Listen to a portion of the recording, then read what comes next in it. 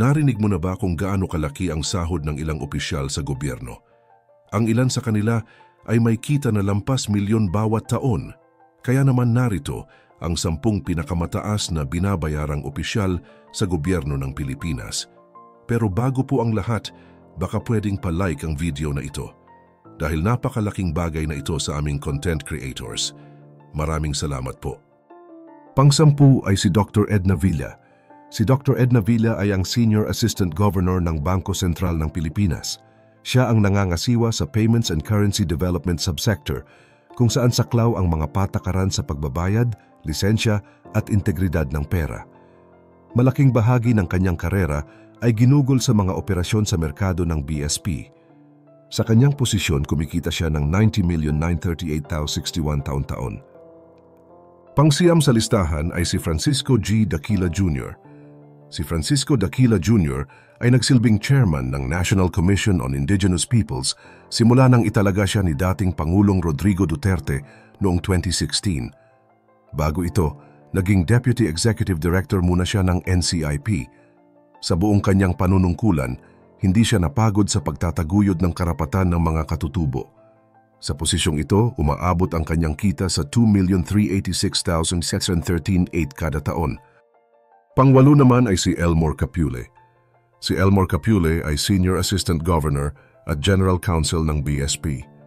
Nagtapos siya bilang pangatlo sa 1987 bar examinations at nagsimulang magtrabaho sa BSP noong 1994 bilang bank attorney.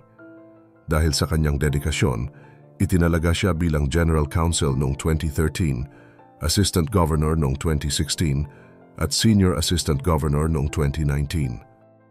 Siya rin ang namuno sa Bids and Awards Committee at Committee on the Disposal of Real Properties ng BSP.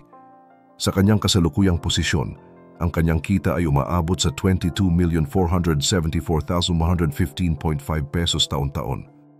Pang-7 ay si Dr. Antonio Abacan Jr. Si Dr. Antonio Abacan Jr.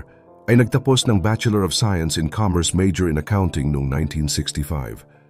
Bago pa man maabot ang kasalukuyang posisyon, lumahok siya sa iba't ibang negosyo at kumpanya, kabilang ang pagiging Pangulo ng Metropolitan Bank and Trust Company, Senior Advisor ng First Metro Investment Corporation, at Board Advisor ng GT Capital Holdings at Toyota Manila Bay Corporation.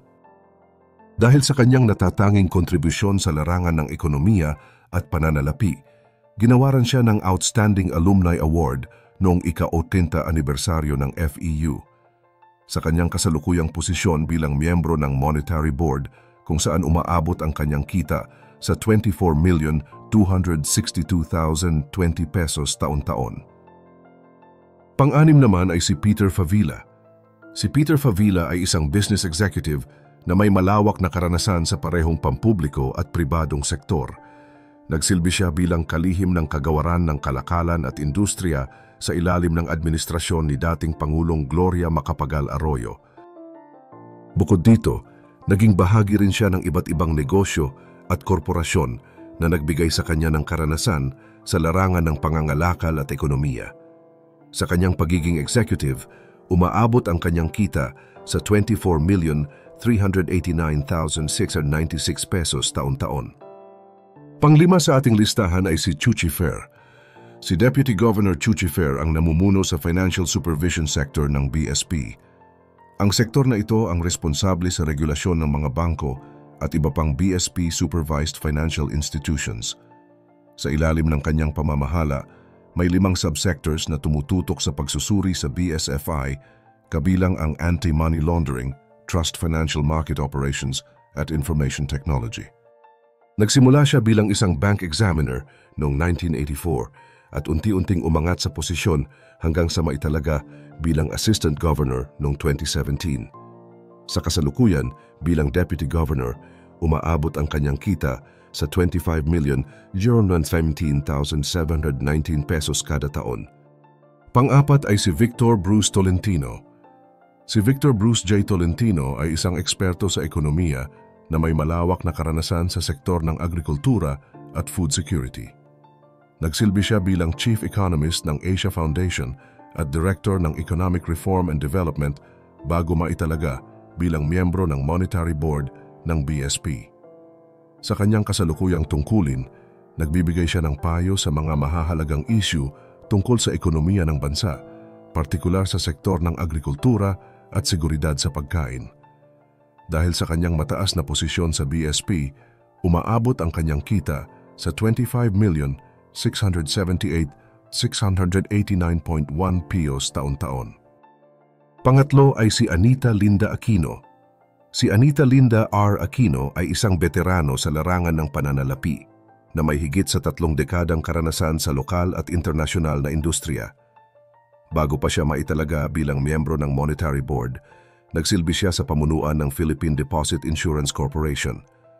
Ang kanyang malawak na karanasan at kaalaman sa sistema ng pananalapi ay naging mahalaga sa pagpapatibay ng mga patakaran ng BSP. Sa kanyang kasalukuyang posisyon, ang kanyang kita ay umaabot sa 26 milyon pesos taon-taon. Bukod sa pagiging miyembro ng Monetary Board ng Bangko Sentral ng Pilipinas, nagsisilbi rin siyang board advisor sa United Coconut Planters Bank, isang government financial institution. Ang kanyang karera sa pampublikong sektor ay nagsimula bilang Chief of Staff ng kalihim ng pananalapi ng Pilipinas. Sa pribadong sektor, ay nagtrabaho siya bilang Head of Corporate Sales and Structuring sa Citibank Manila, Regional Trading Business Manager para sa Asia sa Singapore-based Citicorp Investment Bank Limited at Senior Vice President at Head ng Global Distribution and Advisory Division sa Rizal Commercial Banking Corporation. Naging Executive Director at Head ng Financial Market Sales rin siya ng Standard Chartered Bank sa Pilipinas. Dagdag pa rito, nagkaroon siya ng karanasan sa Charles A. Dana Foundation sa New York, isang organisasyong tumututok sa pananaliksik at inobasyon. Dahil sa kanyang malawak na kaalaman sa larangan ng ekonomiya at pananalapi, hindi katakatakang umaabot sa 26,362,189.44 pesos ang kanyang kita bilang isang miyembro ng Monetary Board ng BSP. Pangalawa naman ay si Benjamin Diokno. Si Benjamin Diokno rin ay isang kilalang ekonomista at opisyal ng gobyerno na may malalim na kontribusyon sa pamahalaan at akademya. Bilang isang profesor sa University of the Philippines School of Economics, nakapag-ambag rin siya sa pagsasaliksik at edukasyon ng mga bagong ekonomista sa bansa. Sa gobyerno, naging kalihim ng budget at management siya, kung saan nakibahagi siya sa paggawa ng pambansang budget at pagbuo ng mga plano para sa paglago ng ekonomiya ng Pilipinas. Naging miyembro rin siya ng Monetary Board ng BSP, kung saan nagbigay siya ng payo at gabay sa mga desisyong may kaugnayan sa pananalapi at ekonomiya ng bansa. Dahil sa kanyang malawak na karanasan sa ekonomiya at gobyerno, umaabot ang kanyang kita bilang isang opisyal sa 28,081,029.8 pesos taon-taon, 0.8 pesos. At ang pinaka-inaabangan ng lahat, ang panguna ay si Felipe Medalla, ang opisyal na may pinakamalaking kita sa gobyerno. Isa siyang batikang ekonomista na may mahaba at matagumpay na karera sa pampubliko at pribadong sektor. Naging Director General ng National Economic and Development Authority, kung saan siya ang namuno sa pagbubuo ng pangmatagalang plano at patakaran para sa kaunlaran ng Pilipinas. Bukod sa kanyang tungkulin sa gobyerno, naging aktibo rin siya sa akademya at pananaliksik. Nag-ambag rin siya sa mga mahahalagang talakayan at pag-aaral sa ekonomiya na nagbigay daan upang mas maunawaan ng publiko ang epekto ng mga patakaran sa pang-araw-araw na buhay.